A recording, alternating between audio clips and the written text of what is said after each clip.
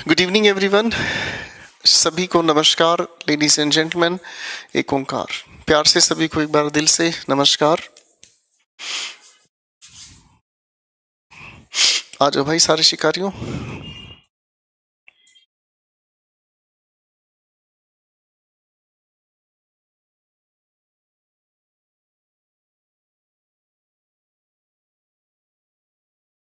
Good evening,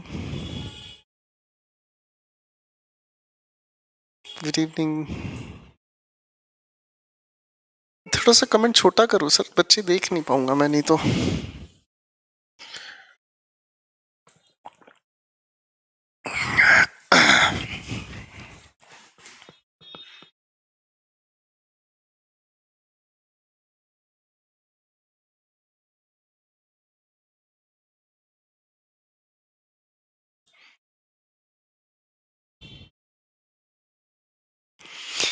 good evening, एक ओंकार, सभी को प्रणाम।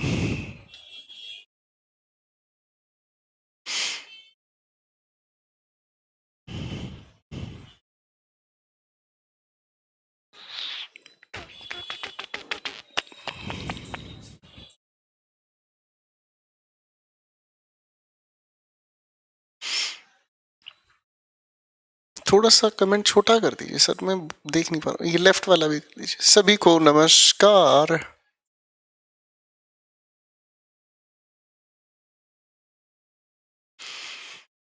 नाइस समीर। देखो बेटा, सारा मामला प्रैक्टिस पर है आप लोगों का। अब आप अपनी प्रैक्टिस पर जितना ध्यान लगाओगे ना, उतना इम्प्रूवमेंट होता चला जाएगा। आप प्रैक्टिस करना चाहें इंग्लिश एक्यूमेन, रामबाण इलाज है। इंग्लिश एक्यूमेन से आंख बंद करके लगे रहो। जितनी प्रैक्टिस करोगे इंग्लिश एक्यूमेन, उतना ही आपका अच्छा रिजल्ट देता चला जाएगा। ठीक है ना भाई? और अगर आप नहीं करते हैं प्रैक्टिस तो फिर देखो आपकी अपनी इच्छा है, उस पर मैं कुछ कर नहीं पाऊंगा। इंग्लिश एक्यूमेन से प्रैक्टिस करो या फिर आप प्रैक्टिस बैच ज्वाइन कर लो। मेरा नया प्रैक्टिस बैच जल्दी ही आने वाला है, प्रैक्टिस बैच ज्वाइन कर लो। ठीक है ना? और बिल्कुल मेरी बात का बुरा ना मानो तो एक सीधी स्पष्ट बात बताता हूँ, ये जो प्रैक्टिस बैचेस हैं ज़्यादा इनकी कॉस्ट नहीं होती है, लेकिन एक बार प्रैक्टिस बैच ज्वाइन करने का मतलब ये कि आपको ना किसी भी बुक की भी ज़रूरत नहीं पड़ती है। उससे एक फ़ायदा आपको मिलता है कि क्वेश्चंस को अटेम्प्ट करने का सही तरीका क्या है। अगर इस टीचर को ही पेपर दे दिया जाए तो वो अटेम्प्ट कैसे करेगा? तो जितनी जितनी चीज़ें आप जोड़ते हुए चलोगे उतना फ़ायदा है। और देखो, मैं तो एक चीज़ जानता हूँ कि पढ़ाई पर कभी भी पैसा वेस्ट नहीं होता। अगर एक अच्छा टीचर है, एक अच्छा मेहनत करने वाला इंसान आपके साथ जुड़ा हुआ है, तो पढ़ने पर खर्च मत मानो, वो एक इन्वेस्टमेंट है। जिस दिन आपका सिलेक्शन होगा, पहली तनख्वाह ही आपकी 60-70 हज़ार प्लस होगी। आप पहली बार में ही अपना सारा खर्च निकाल जाते हो, उसमें कोई दिक्कत नहीं है। ठीक है? तो थोड़ा बहुत अगर खर्च होता है तो इन चीज़ों को प्लीज़, मेरी बात का ये मत सोचना कि मैं आपको यहाँ पर कुछ और दुकानदारी सिखा रहा हूँ। नहीं, पढ़ाई पर आपकी इन्वेस्टमेंट आपके फायदे की चीज़ होती है। और बाहर जाके 2 बर्गर भी खा लो तो वो भी 100 रुपये के पड़ते हैं, लेकिन वो खाया और ख़त्म हो गया। लेकिन जो पढ़ने की बात है, पढ़ने पर अगर कुछ खर्च हो जाता है तो उससे बुरा मत मानना, बाकी आपकी मर्जी है। चलिए, मैं अब सोच रहा हूँ चीज़ों को आगे लेकर चलना। और पिछली क्लास तक हमने कॉम्प्रीहेंशन, क्लोज टेस्ट को लेकर एटीट्यूड डेवलप किया। इसके बाद आप जितना चाहें उस पर प्रैक्टिस कर सकते हैं। ठीक है?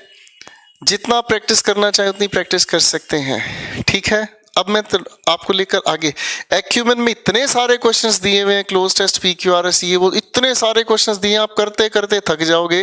क्वेश्चंस खत्म नहीं होने वाले। और हर एक लेवल को, बैंकिंग को लेकर चलो, चाहे आप CHSL, CGL, किसी को भी लेके चलो, हर एक लेवल के क्वेश्चंस दिए गए हैं।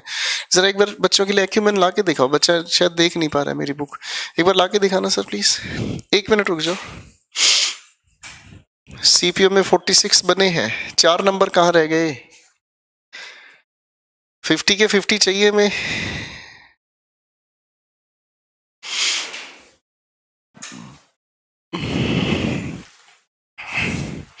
देखो, ये आपके सामने प्रैक्टिस बुक है। ठीक, आई मीन इंग्लिश एक्यूमेन है। आप इसमें अगर देखेंगे, मैं आपको वैसे बता रहा हूँ क्योंकि कई बच्चों को, मैंने अभी तक अपनी बुक को लेकर खुद भी रिव्यू कहीं नहीं दिया है, क्योंकि सच बताऊं तो इस बुक की इतनी ज़्यादा शॉर्टेज है मार्केट में, इतनी ज़्यादा शॉर्टेज है कि बहुत भारी संख्या में बच्चों के लिए ये एक डिमांड बनी हुई है। ठीक है? अब मैं कॉम्प्रिहेंशन पैसेज दिखा देता हूं पहले। 613 नंबर पेज से ही शुरू है। 2 मिनट समझा के बच्चों को फिर हम अपने पढ़ने पढ़ाने पर आ जाएंगे।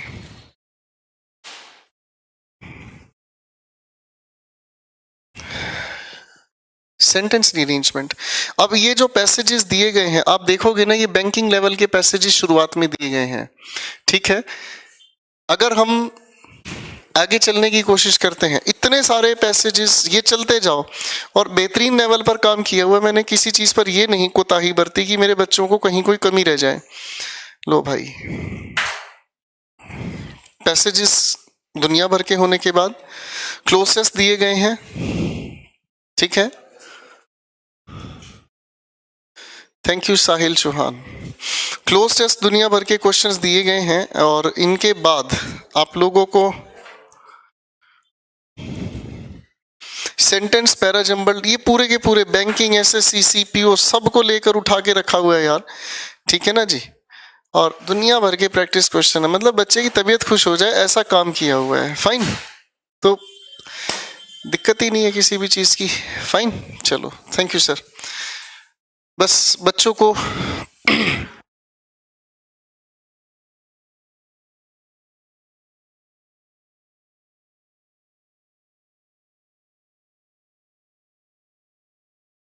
तो मैं सोच रहा हूं कि अब अपने दोस्तों के पढ़ने पढ़ाने पर ले आऊं।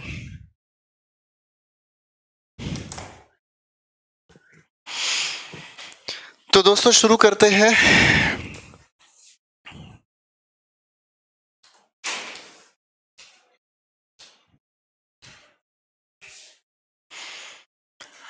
आज हम बात करने वाले एक बहुत इंपॉर्टेंट एरियाज के बारे में, और वो काफी काम आने वाली चीज है जो अब हम डिस्कस करने वाले हैं। और दोस्तों ये डिस्कशन होगा सेंटेंस रीअरेंजमेंट के लिए। सर मेरा रेड मार्कर भी लाएंगे प्लीज। आज हम बात करने की कोशिश करेंगे। चलिए सर शुरू करते हैं।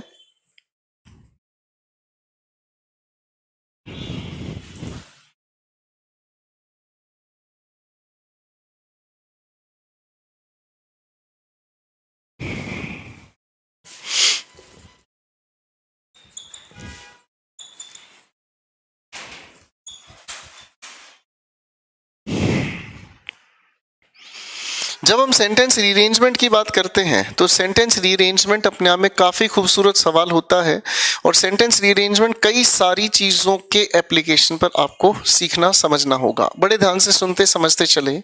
सबसे पहली बात तो ये जो सेंटेंस है यही अपने आप में एक बहुत प्यारी समझदारी वाली बातचीत आती है। सेंटेंस की डेफिनेशन हमने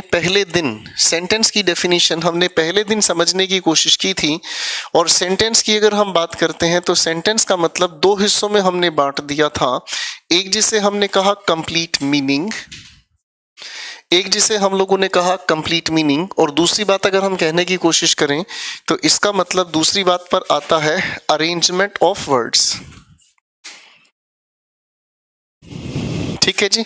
और अरेंजमेंट ऑफ वर्ड्स को ही सवाल की तरीके से पूछ लिया जाता है, ठीक है। ये बच्चों के मेरे रेड मार्कर उड़ा दीजिए। अरेंजमेंट ऑफ वर्ड्स की थोड़ी ब्राइटनेस भी बच्चे कम करने के लिए कह रहे हैं, थोड़ा डीबी कम करें। तो दोस्तों दूसरी चीज हो गई आप लोगों की अरेंजमेंट ऑफ वर्ड्स, पहली चीज हो गई आप लोगों का कंप्लीट मीनिंग। फाइन, और इसी चीज को लेकर हम पहले दिन से जो कहानी समझते आ रहे हैं, अरेंजमेंट के आधार पर अगर हम समझने की कोशिश करें तो सेंटेंस के अंदर तीन चीजों को ही अरेंज करना सिखाया गया है। एक सेंटेंस के अंदर हुआ सब्जेक्ट, दूसरी बात हुई हमारे सामने वर्ब, और तीसरी चीज हो गई हमारे सामने ऑब्जेक्ट, ठीक है बच्चों। जब हम इस सब्जेक्ट, वर्ब और ऑब्जेक्ट की बात करते हैं तो इनकी अरेंजमेंट के आधार पर कुछ टाइप्स हम लोगों ने पढ़े हैं, ठीक है। और वो टाइप्स कौन कौन से हैं? सबसे पहले टाइप पर हम लोगों ने बात की एसर्टिव सेंटेंस। एसर्टिव सेंटेंस फिर दो हिस्सों में बंटता है, एक जिसे मैंने कहा पॉजिटिव, एक जिसे मैंने नाम दिया नेगेटिव। आप जब इससे पॉजिटिव स्ट्रक्चर की बात करते हैं, ये रिवीजन है दोस्तों, हम पढ़ चुके हैं तो ये रिवीजन है। पॉजिटिव की अगर हम बात करें तो subject, helping verb, main verb, और उसके बाद हमने कहा ऑब्जेक्ट, ठीक है बच्चों। और अगर नेगेटिव हमें बनाना है तो सब्जेक्ट के ठीक बाद हेल्पिंग वर्ब, आगे हम लोगों ने जोड़ने का काम किया नॉट, आगे लिखा मेन वर्ब, और उसके बाद हुआ ऑब्जेक्ट, ठीक है दोस्तों। ये तो ही हमारी पहली दो छोटी छोटी बातें। इसके बाद अगर हम आगे लेकर चलने का प्रयास करें तो एक अगली चीज आती है हमारे सामने जिसे हम कहते हैं इंटेरोगेटिव सेंटेंस। तो इंटेरोगेटिव सेंटेंस भी दो हिस्सों में बांटे गए, एक जिसे आप लोगों ने नाम दिया था क्लोज एंडेड और एक दूसरा जिसे आपने नाम दिया था ओपन एंडेड। तो क्लोज एंडेड की अगर हम बात करें तो सर हम क्लोज एंडेड की शुरुआत में लेकर चलते हैं हमेशा हेल्पिंग वर्ब, और उसका पर्पस क्या है, आंसर यस या नो में निकालना। तो सेंटेंस की शुरुआत में sir helping verb, subject, main verb, उसके बाद ऑब्जेक्ट एक छोटे से प्यारे से क्वेश्चन मार्क के साथ। फाइन। दूसरी तरफ अगर हम समझने का काम करें तो क्वेश्चन वर्ड सेंटेंस की शुरुआत में सर उसके ठीक बाद हम लोगों ने यूज किया हेल्पिंग वर्ब, फिर आगे सब्जेक्ट, मेन वर्ब, ऑब्जेक्ट और एक क्वेश्चन मार्क। ये हमारी समझी हुई बातें हैं। ठीक है बेटा, आगे हम चलते हैं तो एक अगले टाइप का सेंटेंस हम लोगों ने समझा इंपेरेटिव स्ट्रक्चर। आप जानते ही हैं कि ऐसे सेंटेंस की शुरुआत में हम फर्स्ट फॉर्म ऑफ वर्ब के बाद ऑब्जेक्ट लिखने की कोशिश करते हैं। एक अगले टाइप के सेंटेंस की अगर हम बात करें तो वो हुआ हमारे पास एक्सक्लेमेटरी, और एक अगले टाइप के सेंटेंस की अगर हम बात करें तो उसे हम लोग कहते हैं दोस्तों ऑप्टेटिव। ठीक है, तो ये सेंटेंसेस के बेसिकली 5 टाइप हमारे सामने हुए, और इन 5 टाइप के सेंटेंसेस से आगे हम लोग थोड़ा सा चलने का प्रयास करेंगे। सेंटेंस रीअरेंजमेंट का मतलब हमें जो देना है, समझना है, बेसिकली सेंटेंस को रीअरेंज करने से शब्दों के खेल पर हमें काम करना है कि किस तरीके से हम लोगों को रीअरेंज करने की लॉजिक्स बनाते हुए चलना है। ठीक है ना जी। तो पहले तो मैं एक छोटी सी बात समझने का काम करता हूं, कुछ एलिमेंट्री नॉलेज लेकर चलने की कोशिश करूंगा। ठीक है जी।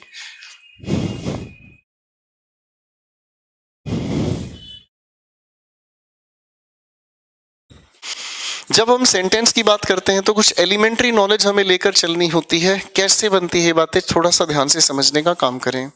सबसे पहली बात तो ये चीज हमें समझनी है कि किसी भी सेंटेंस के अंदर जो सब्जेक्ट होता है या तो वो नाउन हो सकता है या फिर क्या हो सकता है, प्रोनाउन। किसी और पार्ट्स ऑफ स्पीच को हम सब्जेक्ट की जगह यूज नहीं करते। हाँ, एक चीज और हम लोगों ने समझी है, द के साथ लगाकर हम एडजेक्टिव को कभी कभी सब्जेक्ट की तरह यूज कर लेते हैं, पर उसके अंदर इम्प्लाइड नाउन हमेशा काम करता है। चलो एक एग्जाम्पल लिख लेता हूं, और एग्जाम्पल मैंने जैसे कहा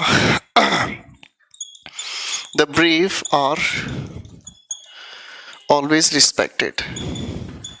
मैंने एग्जाम्पल भी जानबूझकर पुराना ही लिखा है, क्योंकि पढ़ी हुई चीज अगर आपके सामने दोबारा लिखूंगा तो हो सकता है आपको तकाजे से वो चीज याद आ जाए। पहली बात तो ये, जब इस वर्ब की हम बात करते हैं तो वर्ब फिलहाल 2 हिस्सों में बांटकर हम लोगों ने समझी है।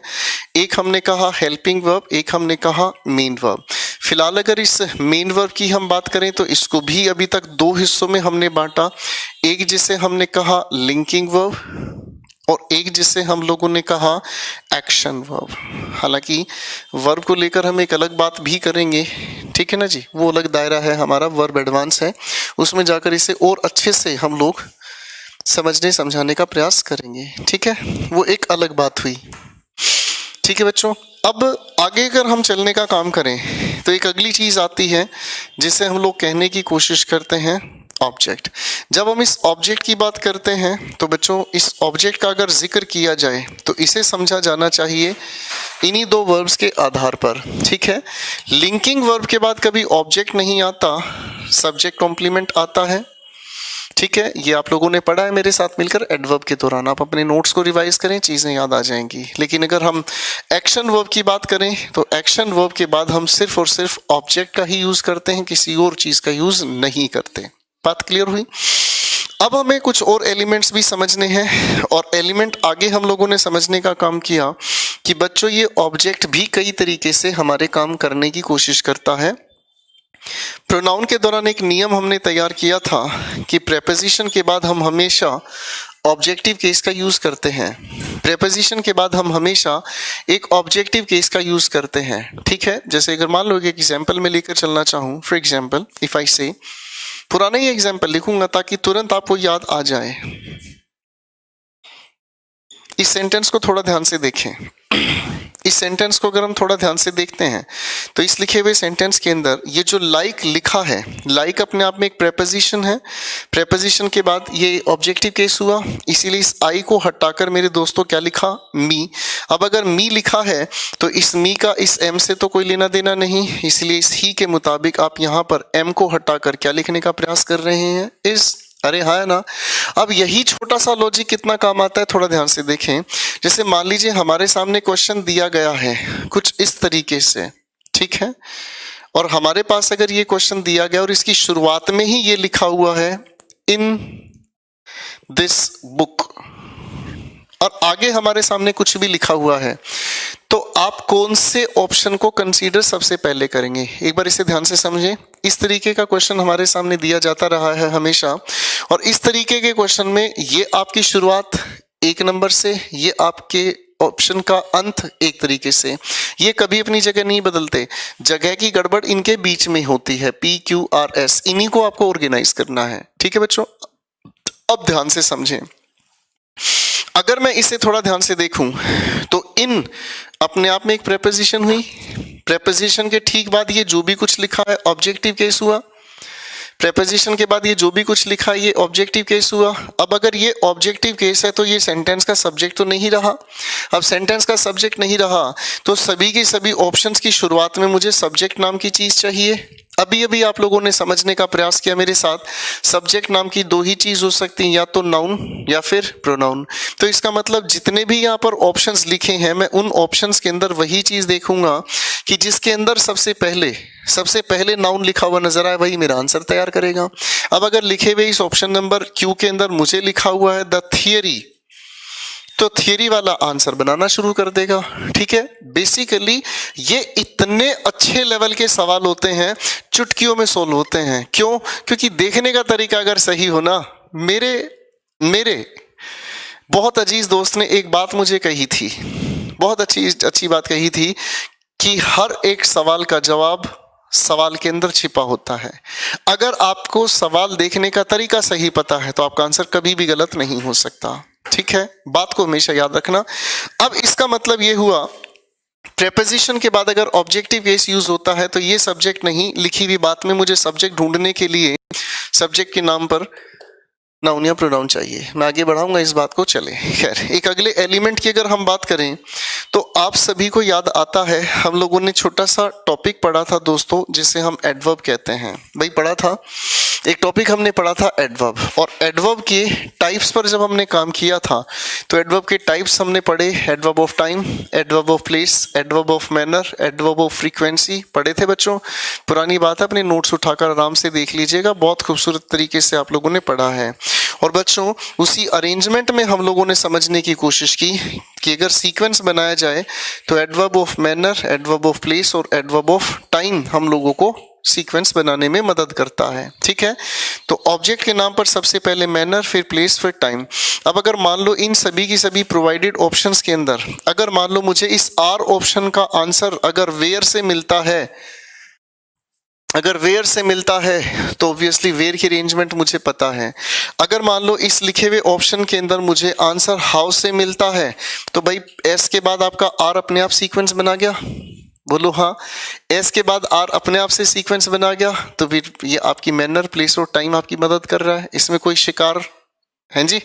तो पहले एक बार इसे थोड़ा ध्यान से देखो, फिर मैं आपको क्वेश्चन के फॉर्मेट पर ले चलता हूँ।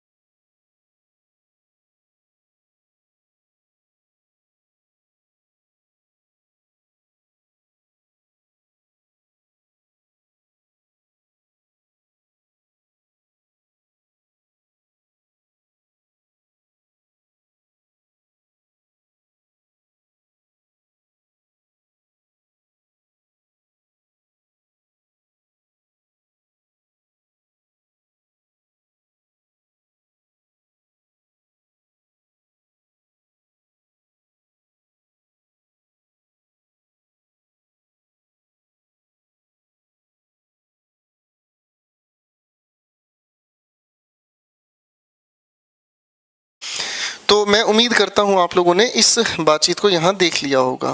फाइन, चलिए अब आगे चल लेते हैं प्यारे दोस्तों। सेंटेंस रीअरेंजमेंट आपके सामने पेपर दो तरीके से देता है। अब मैं आ रहा हूं बच्चों मुद्दे की बात पर, और मैं बड़े ध्यान से एक चीज आपको कहना चाहूंगा, जितना ध्यान से समझ लिया उतना ही अच्छा रिस्पॉन्स मैं आप लोगों को देना सिखा दूंगा।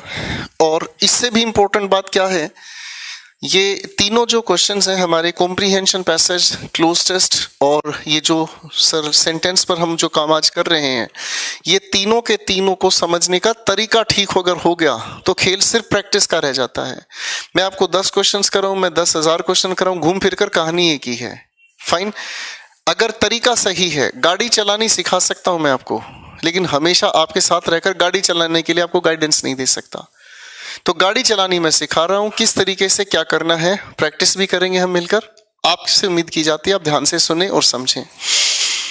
बच्चों, हमारे सामने सेंटेंस से रिलेटेड ये जो क्वेश्चन है, ये दो तरीके से दिया जाता है। ये दो तरीके से दिया जाता है। एक जिसे हम लोग कहने की कोशिश करते हैं सेंटेंस रीअरेंजमेंट, और एक ही हमें दिया जाता है जिसे हम कहते हैं पैराजंबल। बैंकिंग में पैराजंबल के नाम से ही दिया जाता है। आजकल CHSL, CGL, CPO अधिकतर पैराजंबल पर भी फोकस कर लेते हैं, हालांकि दोनों के दोनों बैलेंस्ड वे में चलते हैं। तो सेंटेंस रीअरेंजमेंट भी काम करता है, पैराजंबल भी। पहले इसको महारत हासिल कर लो, ये अपने आप समझ आना शुरू होता है। तो आपके सामने एग्जामिनेशन जो क्वेश्चन देता है बच्चों, क्वेश्चन के फॉर्मेट पर फोकस कीजिएगा। आपके सामने क्वेश्चन इस तरीके से दिया जाता है, ठीक है। अब ये हमारे सामने एक क्वेश्चन जब दिया गया है तो इस क्वेश्चन के सीक्वेंस को सोल्व कैसे किया जाता है। सबसे पहली बात तो ये याद रखना, कभी भी अपने आप से आंसर बनाने की जरूरत नहीं है। क्यों? क्योंकि आपके सामने सारे के सारे आंसर्स के पहले से ही सीक्वेंस दिए जाते हैं। जैसे मैं कुछ एक चॉइसेस लिख देता हूं।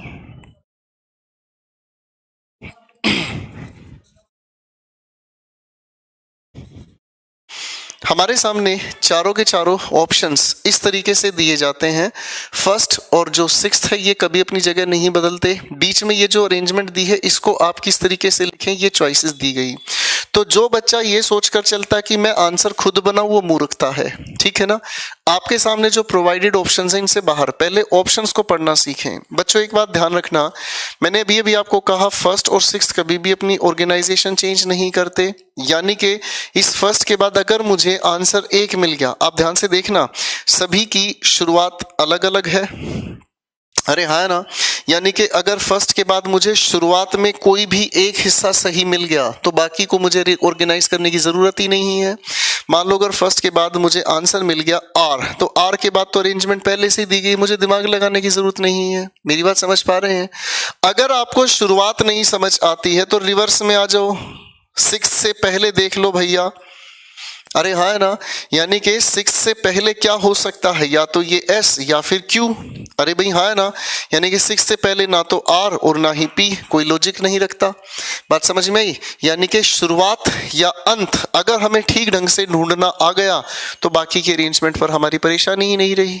अब दूसरी बात पर आता हूं, अगर मान लो मेरे दोस्तों को शुरुआत और अंत ठीक से नहीं मिल पा रहा, तो शुरुआत और अंत अगर ठीक से नहीं मिल पा रहा तो फिर आ जाओ ऑप्शंस के लिखे हुए बीच वाले हिस्सों को देखने पर। और ऑप्शन के लिखे बीच वाले हिस्से क्या कह रहे हैं? इधर लिखा है पी के बाद आर, इधर लिखा है आर के बाद पी, इधर लिखा है पी के बाद आर, इधर लिखा है आर के बाद पी। इसका मतलब आर और पी किसी तरीके का मेल आपस में बना रहे हैं।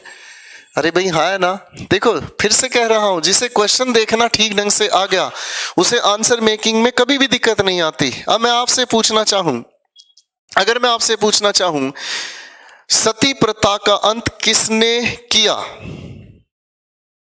तो अधिकतर मूर्ख लोग आंसर एक ही देते हैं, और वो आंसर क्या देते हैं?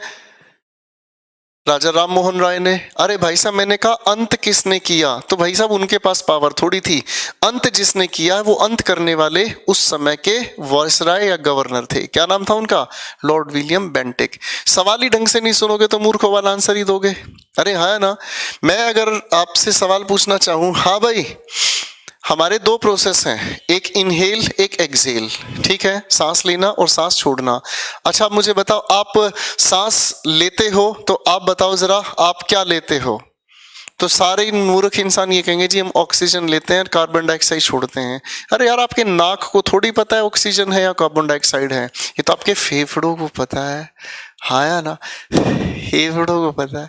आपके फेफड़ों का फंक्शन है भाई साहब कार्बन डाइऑक्साइड और आपकी ऑक्सीजन को स्प्लिट करना, नाक को थोड़ी पता है।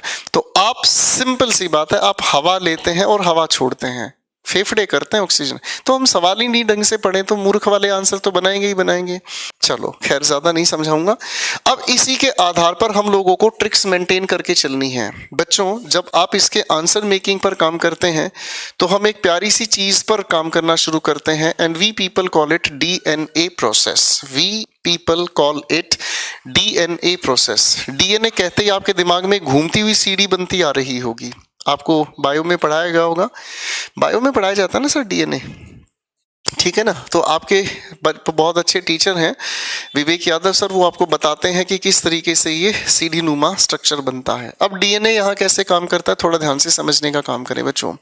मान लो मैं इसी लिखे हुए ऑप्शन पढ़ने सीख लिए। अब आ जाओ बच्चों इन सारी की सारी बातचीत को, ठीक है। अब अगर हम ध्यान से समझने का काम करें तो DNA बहुत खूबसूरती से काम करता है। कैसे हुआ आओ सर समझते हैं। जैसे अगर लिखे हुए इस ऑप्शन की मैं बात करना चाहूं तो भैया पहले ऑप्शन का जो अंत है, तो पहले ऑप्शन का अंत जो है वो अगले की शुरुआत से मेल खाएगा। मान लो अगर यही सीक्वेंस हमारे सामने है तो पहले का अंत दूसरे की शुरुआत से, दूसरे की शुरुआत इसका अंत अगले की शुरुआत का अंत अगले की शुरुआत का अंत अगले की शुरुआत। अगर मान लो हम इस सारे के सारे क्वेश्चन की अरेंजमेंट ऐसे रख रहे हैं तो इस अरेंजमेंट ने एक चीज और हमें समझा दी है, और वो क्या हुआ कि सर पहले का जो अंत है वो क्यू की शुरुआत से मेल खा रहा है। ऑब्जर्व करना, जो दूसरे का अंत है वो अगले की शुरुआत से मेल खा रहा है। आर का जो अंत है वो एस की शुरुआत से, और यही सीक्वेंस बनता चला गया कि एक के बाद दूसरे के बाद तीसरे का एक सीक्वेंस बनता सामने नजर आ रहा है। बात समझ आई? अब ये लिंक कैसे ढूंढने हैं इसको समझ लो मेरे भाई। ये लिंक कैसे बनते हैं, सबसे पहला लिंक बनाने में हमारी मदद करता है, सबसे पहला लिंक बनाने में हमारी मदद करता है बच्चों रिलेटिव प्रोनाउन। देखो ध्यान से मैंने क्या लिखा, रिलेटिव प्रोनाउन पढ़ा है मैंने आप लोगों को कि रिलेटिव प्रोनाउन एक ऐसा शब्द हुआ जो अपने से पहले आए नाउन या प्रोनाउन को रिलेट करता है, जिसके बारे में आगे इंफॉर्मेशन दी जाती है। तो रिलेटिव प्रोनाउन की अगर हम बात करते हैं तो बच्चों अगर मान लीजिए इस लिखे हुए ऑप्शन में मुझे लिखा नजर आया हु, और इधर मुझे अगर मान लीजिए लिखा हुआ नजर आता है डॉक्टर्स, तो भाई हु से ठीक पहले मान लीजिए अगर यहाँ लिखा मिलता है आर, तो हु से पहले name of a person plural category में चाहिए। तो इस तरीके से अगर मैं देखता हूं तो हु से पहले नेम ऑफ अ पर्सन और प्लूरल कौन है, यानी कि क्यू से पहले हमें क्या चाहिए। अब रिलेटिव प्रोनाउन में कितने सारे शब्द हम लोगों ने पढ़े हैं,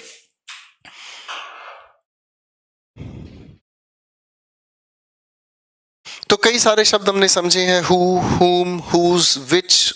और भाई आप सारी जारी की सारी चीज जानकारी रखते हैं तो दोबारा नहीं पढ़ाया जा सकता। दूसरी बात हम लोगों ने समझी है एक प्यारी सी चीज जिसे हम कहते हैं प्यारे दोस्तों कंडीशनल सेंटेंस। पढ़ा है भाई? अब कंडीशनल सेंटेंस क्या काम करता है,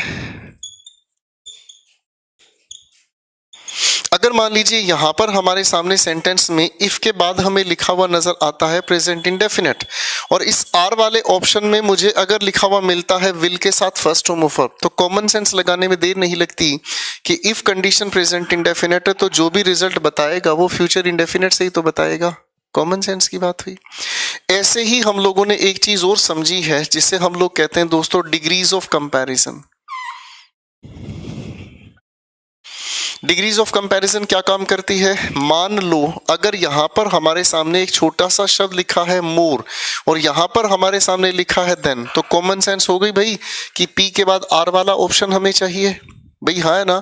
अब P के बाद R वाला ऑप्शन चाहिए तो P के बाद R यहाँ पर है या P के बाद यहाँ पर है, तो ऐसी दोनों चॉइसेस को छोड़कर इनमें से ही कोई एक आंसर होगा। मतलब ये इसका आंसर नहीं है, मैं सिर्फ समझा रहा हूं कि हम दो लिंक देखते ही क्वेश्चन खटाक से उड़ा देते हैं, हमें ज्यादा देर लगाने की जरूरत नहीं होती। हम तो क्वेश्चन को देखने का तरीका सुधार सकते हैं।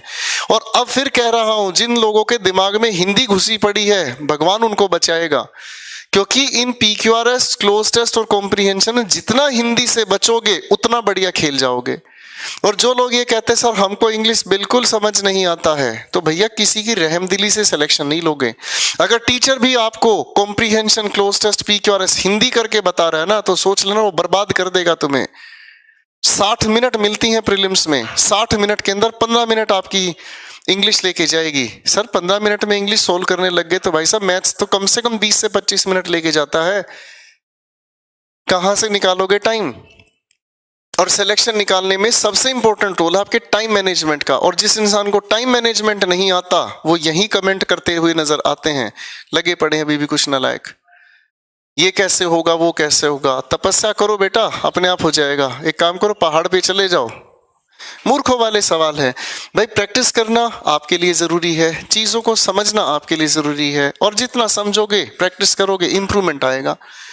अगर कोई टीचर ये कहता मैं 2 बार ताली बजाऊंगा तुम्हें क्लोज टेस्ट आ जाएगा, तो भैया तो नशेड़ी है, फिर सिखाने वाला हिसाब नहीं है। सिखाने का मतलब है आपको पॉजिटिव रखना और सही तरीके से क्वेश्चंस को देखना, मेरा सिखाना फर्ज है। सीखो, अच्छा नहीं सीखो तो कोई बात नहीं, अगले साल फिर से तैयारी करेंगे और क्या करें।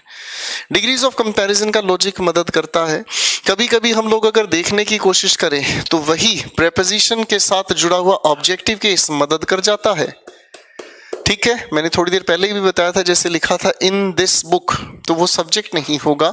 सब्जेक्ट ढूंढने के लिए PQRS में से कहीं ना कहीं नाउन छिपा है, वो हमें चाहिए। अगली बात को मैं आपके सामने रखना चाहूंगा। अगली बात अगर हम समझने का काम करें तो कुछ प्रेपोजिशनल फ्रेजेस भी हमने प्रोनाउन के दौरान लिखे थे, हो सकता है आपको याद आ जाए। प्रेपोजिशनल फ्रेज बनाए गए थे कुछ इस तरीके से, याद है बच्चों? थर्ड फॉर्म ऑफ वर्ब के साथ प्रेपोजिशन जुड़ना, प्रोनाउन का प्रेपोजिशनल फ्रेज वाला सेक्शन देख लीजिएगा। आगे अगर हम चलते हैं तो कई सारी हमारी कंजंक्शंस भी मदद करती हैं। जैसे कंजंक्शन में एक तो हमारी पेयर कंजंक्शन मदद करती है। जैसे मान लो फॉर एग्जाम्पल, ज्यादा दूर नहीं जाऊंगा, अगर मान लो इस लिखी हुई चॉइस में नीदर लिखा है और एस वाली चॉइस में नोर लिखा है, तो फर्स्ट के बाद हमें क्या चाहिए? मेरी बात समझ में आ रही? फर्स्ट के बाद हमें क्या चाहिए? एस ऑप्शन चाहिए, बस। इससे ज्यादा तो हम आगे चलेंगे ही नहीं। ठीक है बेटा, आगे देखते हैं बच्चों। पेयर कंजंक्शन के अलावा कुछ कंजंक्शन ऐसी भी हैं, जैसे मैंने एक छोटी सी कंजंक्शन लिखी बट कॉन्ट्रडिक्शन बताती है, सबको पता है। लेकिन का मतलब क्या हुआ? कॉन्ट्रडिक्शन। प्रोनाउन में लिखवाया है आप लोगों के सामने। एक और कैटेगरी से अगर हम मिलने की कोशिश करते हैं, इनके अलावा इतने सारे कैटेगराइजेशन हो सकते हैं, सोचे जाओ और चलते चले जाओ। ग्रामर जितनी भी पढ़ी है सारी मदद करेगी हमारी। तो पहले एक बार इन्हें थोड़ा सा देख लो, मैं क्वेश्चन आपके सामने हाजिर कर रहा हूं और उसके बाद हम चीजों को समझाना शुरू करेंगे।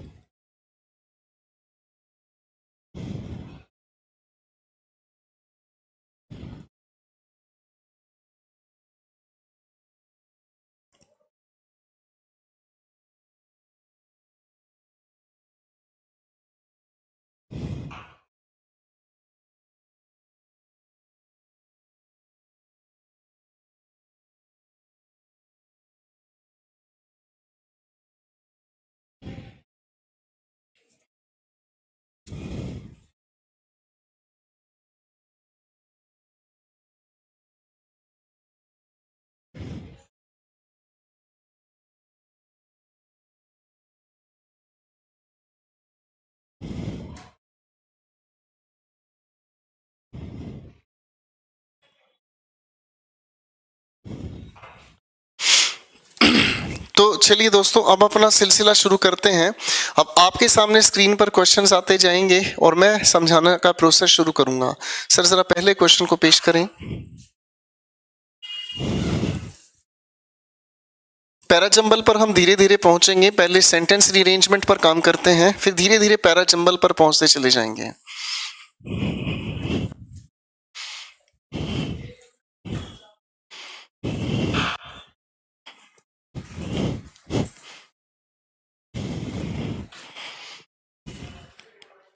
अब आप इस लिखे हुए क्वेश्चन को अगर ध्यान से देखते हैं तो सबसे पहले सवाल में लिखा है अ हाई पावर ऑफ। अब आप ध्यान से देखोगे ना तो पहली बात तो ये समझ में आया कि आपके सारे जो ऑप्शंस दिए गए हैं, ए की शुरुआत में एस, ए की शुरुआत में पी, फिर क्यू और फिर आर, यानी कि चारों की शुरुआत अलग है। फर्स्ट के बाद अगर शुरुआत मुझे मिल गई तो कहानी बाकी अपने आप ही सोल्व होती जाएगी। ठीक है बेटा। अब पहली बात देखो ध्यान से, इस पहले ऑप्शन के आखिर में लिखा है अ हाई परसेंटेज ऑफ। आप एक चीज जानते हैं कि प्रेपोजिशन के बाद प्रेपोजिशन बेवजह तो नहीं आएगी, यानी कि पी वाला ऑप्शन डिस्कशन से बाहर हुआ। देखो आपके सामने जो लिखी हुई है चॉइसेस, यहाँ एस वाली लिखी है, फिर आगे लिखा हुआ है पी, इधर लिखा है क्यू और इधर लिखा है आपके सामने आर। ठीक है बेटा। आप अगर इसे थोड़ा सा ध्यान से देखेंगे, सबसे पहले लिखा a high percentage of. Of अपने आप में एक प्रेपोजिशन है, ठीक है। अब ऑफ अपने आप में एक प्रेपोजिशन है, अ मिनट प्लीज।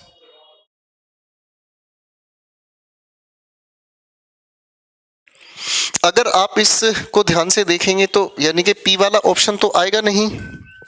फिर इसने कहा है एंड, ठीक है। एंड वाला ऑप्शन बेवजह कभी भी नहीं आता, कंजंक्शन की चीज बेवजह का यूज करने के सेंस नहीं, ये भी आपके डिस्कशन से बाहर हुआ। अरे हाँ ना। अब आगे बचता है a high percentage of heart failure, a high percentage of heart attacks, दोनों में से कोई भी हो सकता है।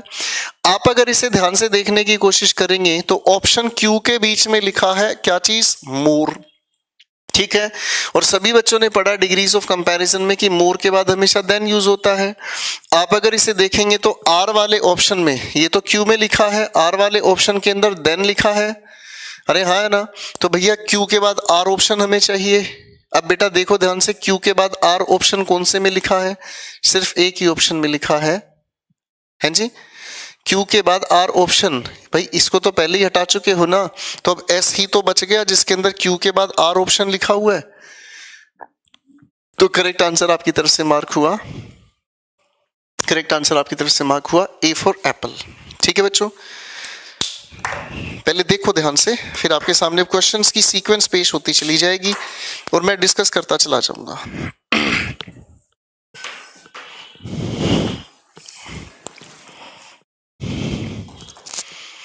चलिए सरकार, अब क्वेश्चन पेश करेंगे आपके सामने फटाफट से। सर आने दीजिए क्वेश्चन को जरा, बच्चों सोल्व करो।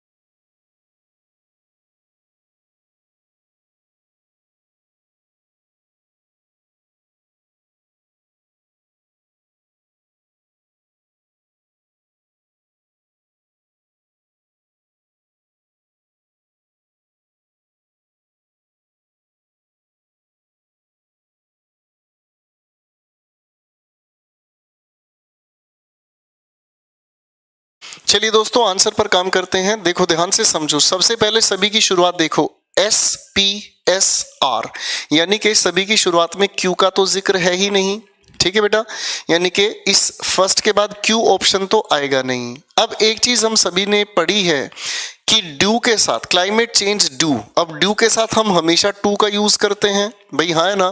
अब दो ही ऑप्शन की शुरुआत में टू लिखा है, एक हुआ आपका P और एक हुआ आपका S। अब क्वेश्चन को ध्यान से देखें, लिखा है क्लाइमेट चेंज ड्यू टू। तो एक बात बताओ बच्चों, क्या क्लाइमेट चेंज राइस प्रोडक्शन की वजह से हो सकता है? बिल्कुल भी नहीं। तो climate change due to global warming ही होना चाहिए। अब देखो बेटा, ऑप्शंस की शुरुआत में एस या तो ए में है या फिर सी में है भाई, हाँ है ना। आगे अगर हम देखने की कोशिश करें आगे अगर हम देखने की कोशिश करें, आर ऑप्शन के आखिर में लिखा देखा आपने, इज द न्यू चैलेंज। अब चैलेंज किसके लिए हो गया भाई? चैलेंज हो गया आप लोगों के टू राइस प्रोडक्शन, यानी कि आर के बाद आपको पी ऑप्शन चाहिए, ठीक है। तो आर के बाद पी ऑप्शन और शुरुआत में S. A for Apple correct answer हुआ आप लोगों का जी, ए फॉर एप्पल आपने करेक्ट आंसर मार्क किया। चलो बच्चों अगले क्वेश्चन पर सोल्व करें, दिमाग लगाएं, टेक योर टाइम प्लीज।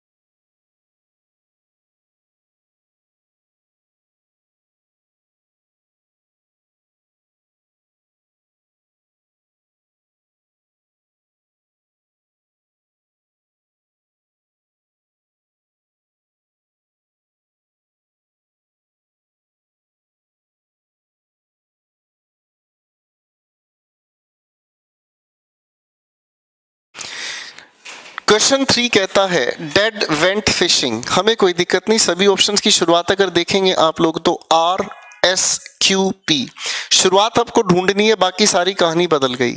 अब बेटा ध्यान से देखो, dead went fishing, option P कहता है सो दैट शी। सवाल उठ गया दिमाग में, शी अपने आप में एक प्रोनाउन है, और बच्चों हम प्रोनाउन का यूज तब करते हैं हम प्रोनाउन का यूज तब करते हैं हम प्रोनाउन का यूज तब करते हैं जब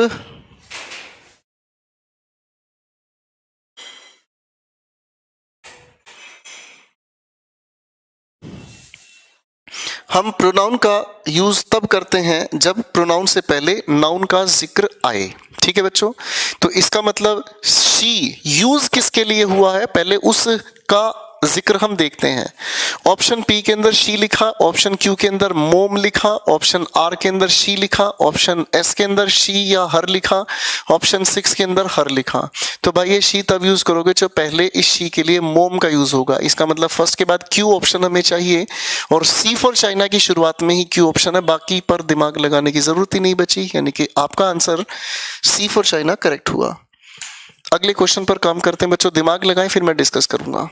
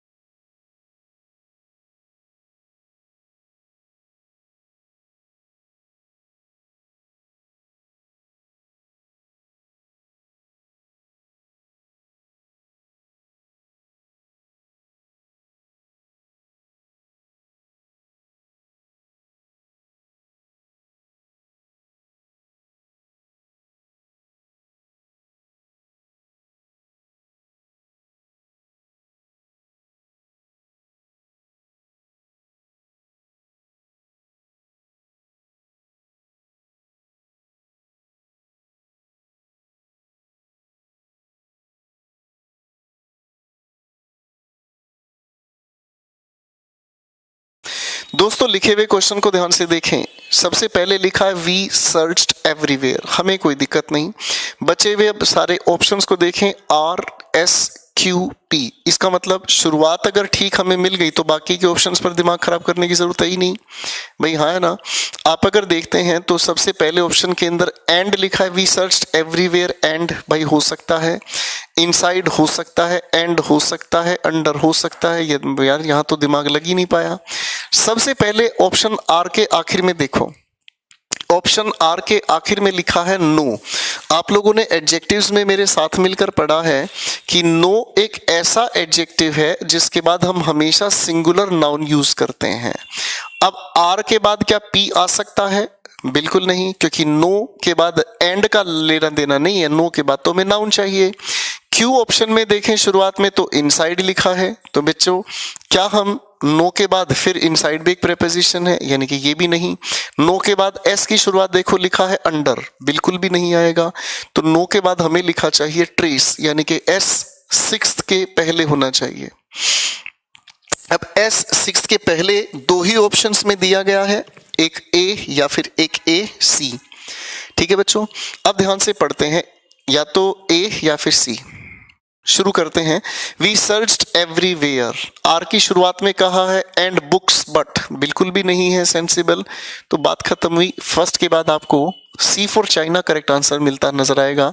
we searched everywhere, inside the cupboards and suitcases etcetera, तो आपका correct answer C for China बनता है दोस्तों। अगले क्वेश्चन पर दिमाग लगाएं।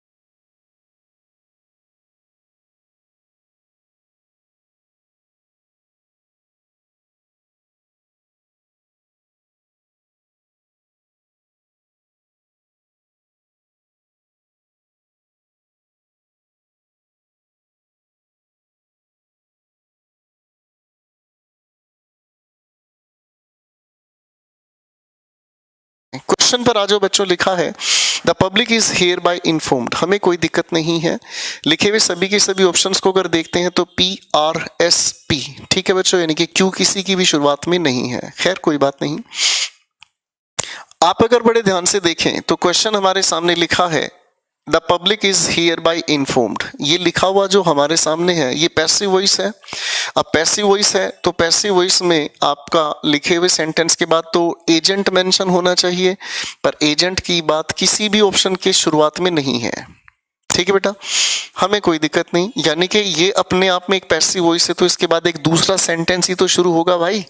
अब दूसरा सेंटेंस शुरू होने में पी ऑप्शन शुरुआत में आएगा नहीं, इज ऑर्गेनाइजिंग, ठीक है, यानी कि पी ऑप्शन शुरुआत से हटा तो ए और डी दोनों बाहर हुए। अबाउट दिस नोबल कोज, भाई होने के लिए हो सकता था पर किसी ऑप्शन की शुरुआत में क्यू है ही नहीं, ये भी बाहर हुआ। अब आती है बात एस ऑप्शन को देखो, to create awareness among people, बिल्कुल भी नहीं हो सकता, कोई सेंस ही नहीं बनती। तो आपके पास एक ही ऑप्शन बचता है आर आपकी शुरुआत में मिले, इसका मतलब आपकी तरफ से B for Bombay correct answer बनता है। मेरी अप्रोच को ध्यान से समझना, हो सकता है आपके एफर्ट्स जरूरत से ज्यादा लगाए जा रहे हों और मैं गिवन क्वेश्चन में सिर्फ उस बात पर फोकस करता हूं जिससे मेरा आंसर निकल जाए। क्वेश्चन 6 पर दिमाग लगाएं, फिर बात करते हैं दोस्तों।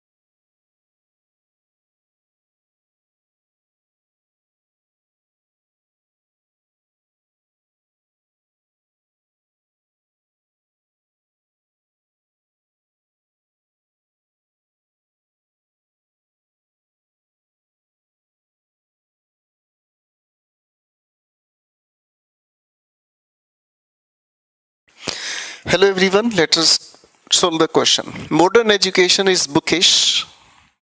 सभी के सभी ऑप्शंस की शुरुआत अगर देखें तो RRQP हमें दिया गया है, तो इसका मतलब आपके किसी भी शुरुआत में S ऑप्शन नहीं दिया गया है। तो लिखे हुए ऑप्शंस को अगर हम ध्यान से देखने का काम करें तो बच्चों ध्यान से देखें, हमारे सामने लिखे हुए इन सभी के सभी ऑप्शंस की अगर शुरुआत देखें, modern education is bookish. Bookish अपने आप में एक नेगेटिव वर्ड है, ठीक है। अब नेगेटिव वर्ड के साथ अगर हम आगे बढ़ते हैं तो हार्श रियलिटीज ऑफ लाइफ हो नहीं सकता। Imported in schools and colleges, भाई होने के लिए हो सकता है, ये होने के लिए हो सकता है, कह नहीं सकते, क्योंकि इंपोर्टेड इन जो लिखा है ये अपने आप में बेसिकली एक प्रेपोजिशनल फ्रेज है, पर अभी हम इसको फाइनल नहीं करेंगे। एंड डिवोर्स्ड फ्रॉम, ये अपने आप में बिल्कुल सटीक है, ये अपने आप में बिल्कुल सटीक है। आप एक बार पढ़कर देखोगे ना, सेंस समझ आएगी। Modern education is bookish and divorced from, और इस डिवोर्स्ड फ्रॉम के तुरंत बाद आपका P फॉर पैरट जचता है।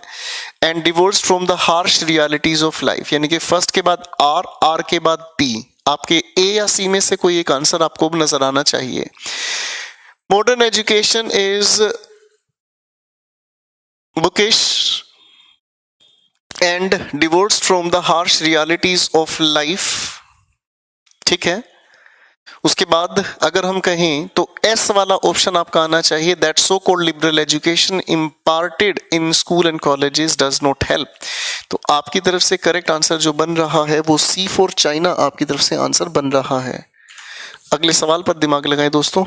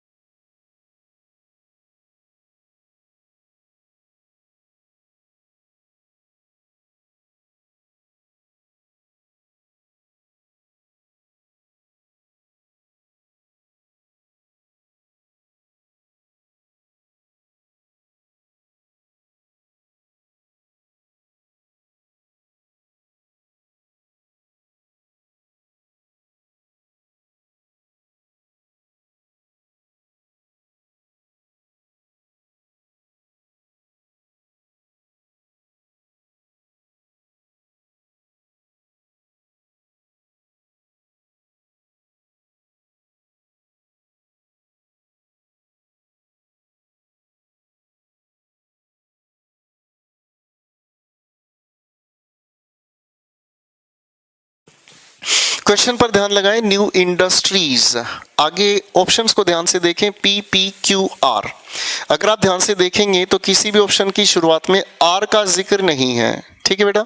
अब लेवल पर आते हैं, क्वेश्चन पर लिखा है न्यू इंडस्ट्रीज। अब देखो ध्यान से, ऑप्शन P को ध्यान से देखना बेटा, इसमें लिखा है यूजुअली। टेंस पढ़ते वक्त आपने समझा था मेरे साथ कि यूजुअली एक फ्रीक्वेंसी बताने वाला शब्द है। ये एक फ्रीक्वेंसी बताने वाला शब्द है, तो इसके तुरंत बाद मुझे एक वर्ब चाहिएगी, और वर्ब लिखी है ऑफर, ठीक है बेटा। इसका मतलब P के बाद आपको S ऑप्शन चाहिए, P के बाद आपको S ऑप्शन चाहिए।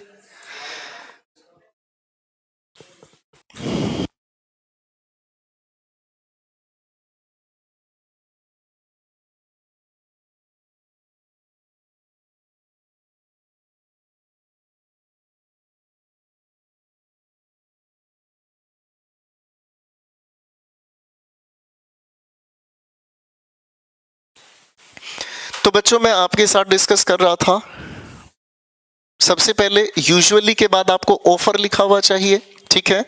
तो यूजुअली के बाद ऑफर अगर चाहिए तो P के बाद S। देखना बच्चों कौन से ऑप्शन में P के बाद S है, दो ही ऑप्शंस में है, या तो B ऑप्शन में या फिर C ऑप्शन में, ठीक है। आपका A और D दोनों बाहर हुए। अब आगे बढ़ते हैं, तो करेक्ट आंसर अगर ध्यान से देखें तो सपोर्टेड बाई जो लिखा है ना दोस्तों, सपोर्टेड बाई जो लिखा है, सपोर्टेड बाई अपने आप में एक प्रेपोजिशनल फ्रेज है। तो ये हुआ आपका तैयार answer, new industries supported by foreign interests usually offer. तो आपके ये अरेंजमेंट के अकॉर्डिंग करेक्ट आंसर बनता है फर्स्ट के बाद Q, Q के बाद आपका P, B for Bombay correct answer बनता है। अगले क्वेश्चन पर दिमाग लगाएं please.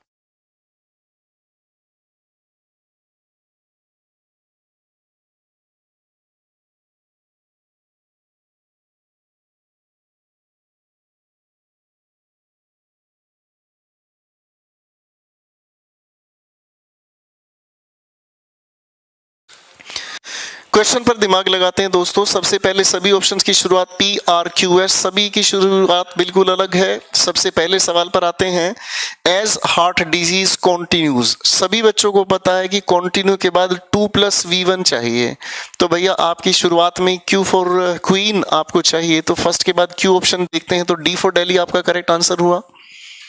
Question 9, can only one नहीं है, ये एनी वन है बेसिकली। कैन ओनली वन नहीं है, ये बेसिकली एनी वन है, ठीक है। तो कैन एनी वन, ये क्लोज एंडेड क्वेश्चन आपके सामने हुआ। क्लोज एंडेड क्वेश्चन होने का मतलब ये समझ आता है कि कैन एनी वन के बाद आपको फर्स्ट फॉर्म ऑफ वर्ब चाहिए। फर्स्ट फॉर्म ऑफ वर्ब की अगर हम बात करते हैं तो फर्स्ट फॉर्म ऑफ वर्ब के लिए आप लोगों को फर्स्ट फॉर्म ऑफ वर्ब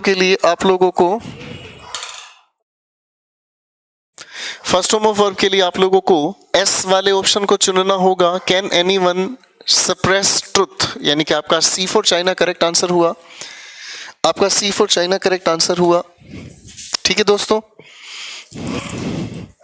अगले क्वेश्चन पर काम करते हैं, द मल्टी सोर्सिंग ऑफ। अब इस ऑफ के बाद जो हमें चाहिए,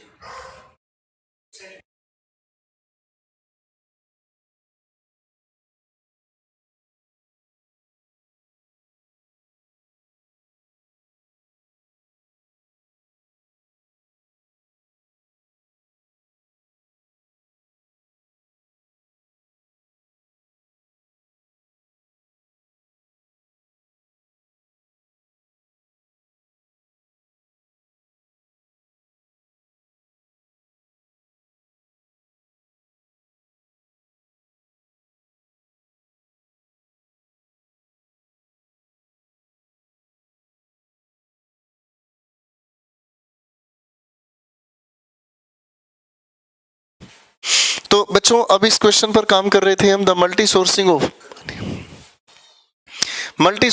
ऑफ। अब इस ऑफ के बाद अगर हम देखने की कोशिश करें तो भैया कोई भी आंसर अपनी पल्ले थोड़ा पढ़ नहीं रहा है। सारे ऑप्शंस की शुरुआत को पढ़ के देख लेते हैं। लिखा हुआ है, बेसिकली इस क्वेश्चन को हम फुर्सत से देखेंगे, इस क्वेश्चन को स्किप करते हैं प्यारे दोस्तों। अगले क्वेश्चन पर आते हैं। ये सवाल प्यारा लगता है मुझे, ग्रीड इज रिगार्डेड एज, सभी के सभी ऑप्शंस की शुरुआत देखो ध्यान से, RSSS, ठीक है भैया, हमारी समझ से भरे हुआ। आखिर देखो इन सभी के सभी ऑप्शंस में आखिरी में क्या लिखा है, SRQP, यानी कि अगर मुझे अंत मिल गया 6 से पहले तो मेरे सारे के सारे अपने आप ही आंसर्स तैयार होते चले जाएंगे, ठीक है। आप अगर देखेंगे सभी ऑप्शंस के आखिर में R ऑप्शन को ध्यान से देखें, R ऑप्शन के आखिर में लिखा है इफेक्ट, तो इफेक्ट के तुरंत बाद तो हमें सिर्फ एक ही प्रेपोजिशन यूज करने की इजाजत है जिसे आप कहते हैं ऑन। तो बेटा इफेक्ट के बाद ऑन, यानी कि आर के बाद आपका 6th आंसर करेक्ट चाहिए, तो आर के बाद 6th answer, A for Apple के अंत में आर लिखा है, बोलो हाँ, ठीक है बच्चों। चलिए अगले क्वेश्चन की तरफ बढ़ते हैं।